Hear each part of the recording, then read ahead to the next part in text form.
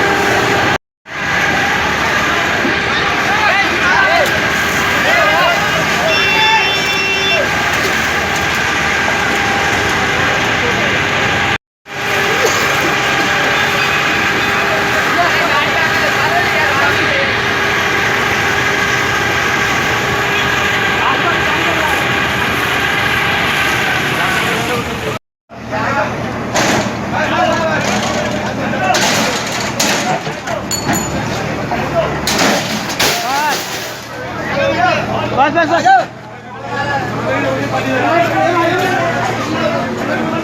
जल्दी जल्दी यार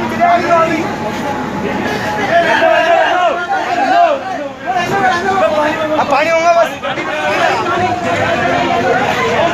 अरे तुम कहाँ जा रहे हो?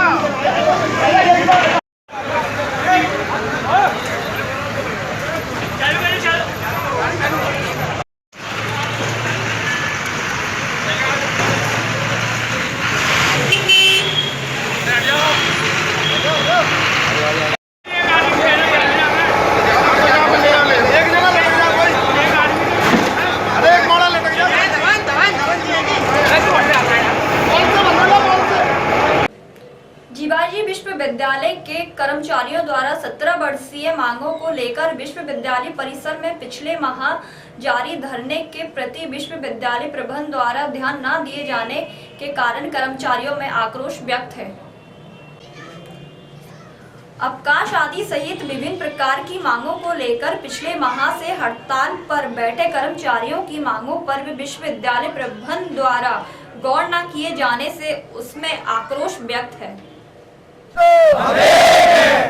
इंकलाब जिंदाबाद जिंदाबाद जिंदाबाद, कर्मचारी एकता जिंदाबाद जिंदाबाद जिंदाबाद।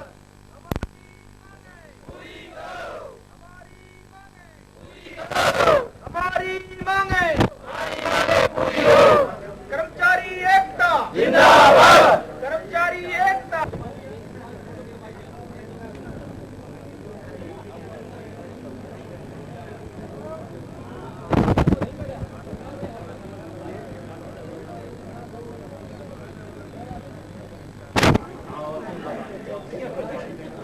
भारत माता की जय हो, भारत माता की जय हो। इंकलाब जिंदाबाद, इंकलाब जिंदाबाद, कर्मचारी एकता जिंदाबाद। स्ट्राइक का हमारी हड़ताल का ये 16 फरवरी से हमारी जो हड़ताल थी, अनिश्चितकालीन हड़ताल हमारी ये 7 अप्रैल से शुरू हुई है, 7 मार्च से शुरू हुई है हमारी अनिश्चितकालीन हड़ताल। क्या नाम है आपका? राजकुमार सिकरवार। कब से हो बैठे हो? 7 मार्च से हमारा विश्वविद्यालय महासंघ के बैनर तले हमारा ये आंदोलन है, अनिश्चितकालीन आंदोलन हमारा 17 सूत्री मांगों को लेकर के है। ये जब तक हमारी 17 सूत्री मांगे जो जायज मांगे हैं वो मानी नहीं जाती, तब तक हमारा ये अनिश्चितकालीन आंदोलन कार्य का जो बहिष्कार है वो चलता रहेगा। कुछ कर्मचारियों में बिखराव आया है? नहीं, महासंघ के बैनर तले जो भी हम सब कर्मचारी एक हैं, एक सूत्र में हैं और अपनी मांगों पे हम निरंतर डटे हुए हैं। ये जो अनिश्चितकालीन हमारा जो कार्य का बहिष्कार है वो हमारा इसी तरह से जारी रहेगा जब तक शासन और प्रशासन हमारी मांगों को मान्य नहीं कर लेता। 89 डेज वाले जो है वो हड़ताल से 89 डेज के विषय में 89 डेज वालों की अभी मीटिंग चल रही है, वो अपना निर्णय कर रहे हैं और वो फैसला आपको बता दिया जाएगा। नहीं, अभी वो अपनी मीटिंग कर रहे हैं। वो ऐसा लगता है कि कोऑर्डिनेशन को ठीक नहीं है, मांगे इतनी प्रभावी नहीं है कि जिनको पूर्ण करने में कोई असुविधा किसी को भी हो। अब इनकी मुख्य रूप से जो मांगे हैं वो सरकार के द्वारा जो रेगुलर करने की बात है। अब रेगुलर वाले काम के अंदर सिर्फ इतना सा है कि उन्होंने हमको ये पत्र लिखकर कहा कि क्या आप आर्थिक जो बर्डन आएगा, बोझ आएगा, उसको आप वहन कर सकते हैं क्या। तो हमने कार्य परिषद के समक्ष उक्त प्रकरण को रखा, कार्य परिषद ने सर्वसम्मति से उसको पास किया। हमारे कर्मचारी हैं और हम उनके आर्थिक बर्डन को वहन करेंगे और ये हमने वहाँ पर भेज दिया। जब ये लोग उनसे मिलने गए तो उनका ये मानना था कि एक विश्वविद्यालय हमारा नहीं है, हमारे मध्य प्रदेश के सारे विश्वविद्यालय हैं, इसलिए हम सब पर विचार एक साथ कर लेंगे, सारे प्रपोजल एक साथ आ जाना चाहिए। सारे प्रपोजल एक साथ, मेरी अभी मैंने चर्चा की थी एक अधिकारी से, उन्होंने कहा सारे प्रस्ताव आज आ गए हैं हमारे पास में, हम विचार उस पर कर लेते हैं। तो अब उसके बाद में बात यह आई कि उन्होंने अपने आंदोलन को और आगे बढ़ाया और पूरी तरह से विश्वविद्यालय के काम को बंद करने का निर्णय ले लिया। इसके अंदर 2 संघ हैं, एक वो संघ है जो स्थायी कर्मचारी कहलाते हैं, एक वो संघ है जो किसी भी प्रकार का अस्थायी कर्मचारी है। तो जब उन्होंने काम बंद कर दिया तो बच्चे प्रभावित हुए, बच्चे प्रभावित होंगे तो विश्वविद्यालय का क्या मतलब है, प्रशासन का क्या मतलब है। प्रशासन को कठोर निर्णय लेने के लिए बाध्य होना पड़ा हमने उनसे कहा कि अगर आप अपने काम पर नहीं लौटे तो हमको कठोर कार्रवाई करना पड़ेगी। तो उन्होंने हमारी बात को सुना। मध्य प्रदेश लेवल पर उन्होंने जो ऐसे कर्मचारी थे जो केवल स्थायी के लिए बात कर रहे थे, उन्होंने वापस जाने का निर्णय लिया। मेरी भोपाल अभी बात हुई, इंदौर अभी बात हुई, हमारे यहाँ भी सभी जो दूसरे प्रकार के कर्मचारी हैं जो अनियमित हैं तदर्थ रूप से या अन्य प्रकार से, उन सबों ने काम पर आने का निर्णय लिया है और वो आज से काम पर आ रहे हैं। और दूसरा वर्ग अभी काम पर अभी अड़ा हुआ है अपनी मांगों को लेकर। उनकी मांगें सहज हैं, चर्चा जब होगी तो समाधान कोई ना कोई निकलना चाहिए। किस तरह की मांग है इनकी मांग इस तरह की है कि जैसे पेंशन की सुविधा इनको मिलना चाहिए, केंद्र के समान वेतन भत्ता मिलना चाहिए, इनको भोपाल के अंदर एक कार्यालय मिलना चाहिए और कर्मचारियों को जो गवर्नमेंट स्थायी करने जा रही है वो स्थायी करना चाहिए। ऐसे 17 मांगे हैं, कोई ऐसी बात नहीं है उसमें। बच्ची द्वारा पुलिस के आरक्षकों पर ज्यादती होने का आरोप लगाया गया है। फरियादी की शिकायत पर पहले पुलिस ने मामले को टालने की कोशिश की, लेकिन वरिष्ठ अधिकारियों के हस्तक्षेप के बाद मामला कायम कर आगे की कार्रवाई की जा रही है।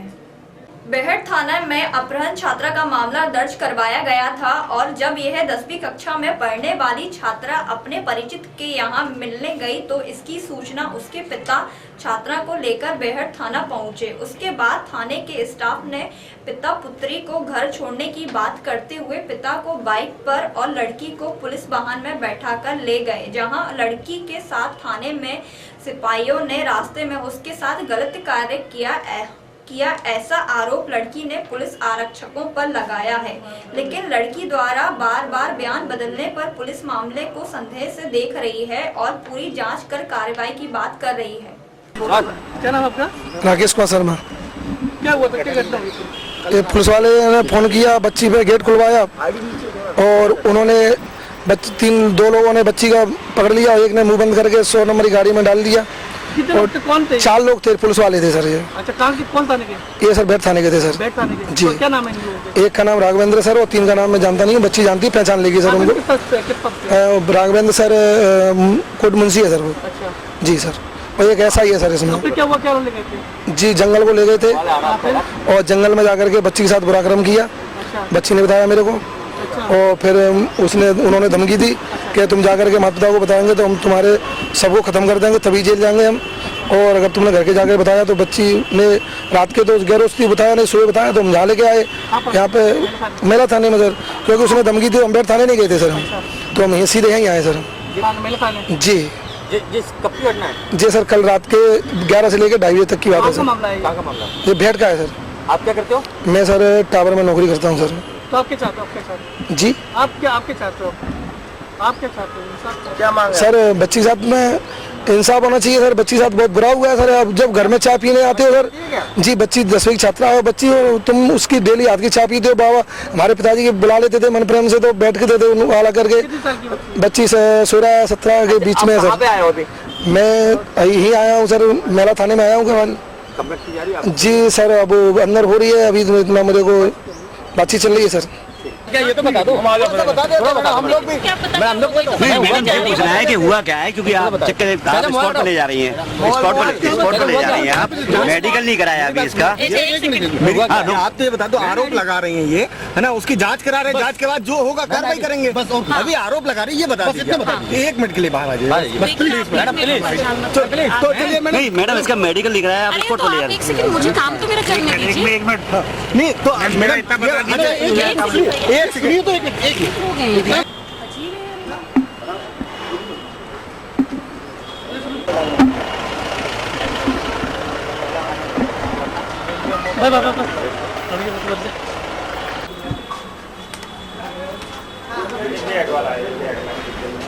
मामले की जांच की जा रही है और जांच होने पर ही आपको कुछ बताया जाएगा। आरोप लगा रही है, बच्ची के आरोप लगा रही है। वो मेरे को भी बच्ची ने ज्यादा बताया नहीं, मैं उसे धीरे से आराम से बात करूँगी।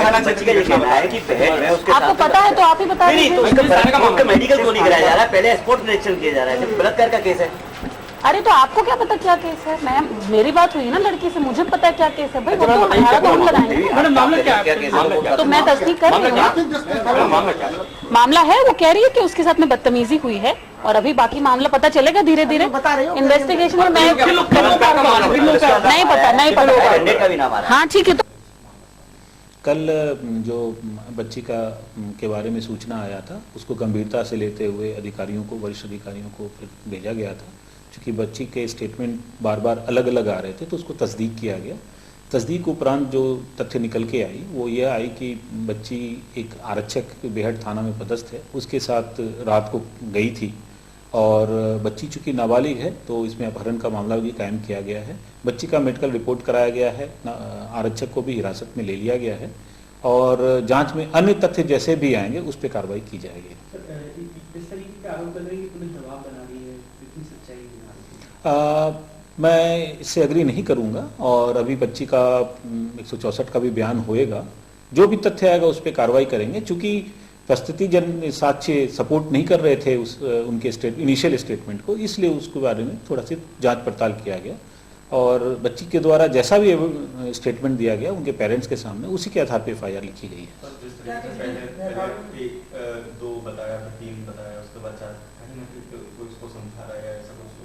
ऐसा प्रतीत होता है, लेकिन चूंकि इतना संवेदनशील मामला है, सभी तथ्य सामने आ जाए तभी हम लोग एक स्पष्ट निष्कर्ष पे आएंगे।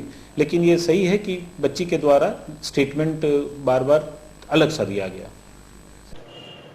डिप्रेशन के चलते एक महिला द्वारा फांसी लगाकर अपना जीवन खत्म कर लिया। इसने आत्महत्या क्यों की, इसकी जांच की जाने की बात विश्वविद्यालय पुलिस द्वारा कही जा रही है।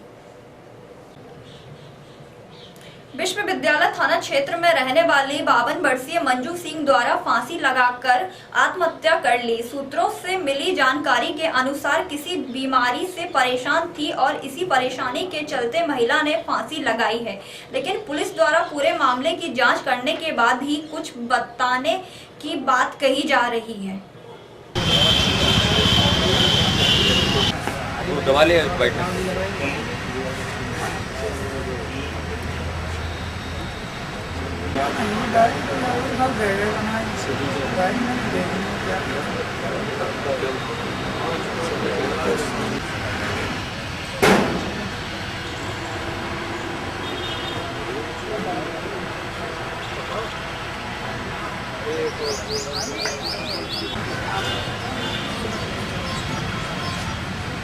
मेरा महेंद्र सिंह।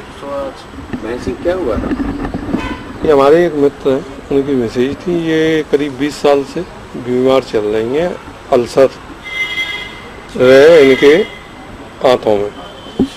क्या नाम है इनका? इनका नाम है मंजू सिंह। हमारा लगा दो 52 पति इनके सर्विस में कृषि विभाग में। क्या नाम की पति है? पति का नाम ब्रजेश सिंह। कहाँ से फांसी लगाई?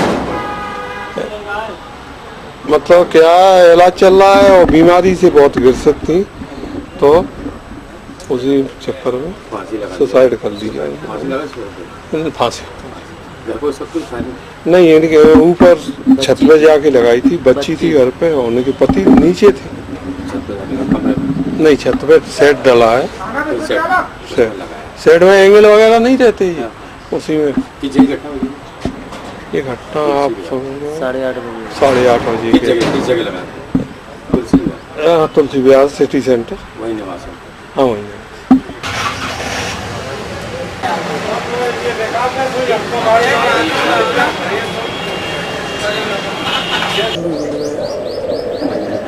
हाँ मंजू कुशवाहा बस PM हो या दूसरा लेके जा रहे ये मुझे ये तुलसी विहार सिटी सेंटर। क्या सूचना मिली आपको? इतना क्या वो पता नहीं था। किस थाना क्षेत्र का मामला? ये थाना विश्वविद्यालय। ये थी आज की खबरें। कल इसी समय इसी चैनल पर मुलाकात होगी। तब तक के लिए नमस्कार।